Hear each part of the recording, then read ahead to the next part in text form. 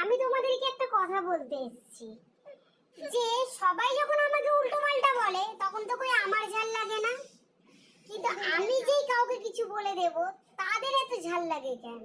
যেমন আমিও হাসি মুখে মেনে নিই, তোমরাও মেনে নাও।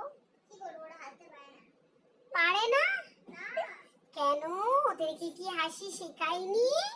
না, ভগবান একটু শেখাতে ভুলে গেছে তাই বুঝি। তোমার কি বক্তব্য আছে এই বিষয়ে? আমি সত্যি বলতে ভগবান ভুলে গেছে যে হাসি দিতে লোকদেরকে। ও বলছে যে বদমাইশ লোকদের হাসি দিতে ভগবান ভুলে গেছে। তাই বলছি, যখন তোমরা আমাকে বলো, বাজে কমেন্ট করো, আমি যেমন হাসি মুখে মেনে কিছু রিপ্লাই দিই না, তাই আমিও যখন কিছু বলবো তোমরাও একটু হাসি মুখে মেনে নেবে।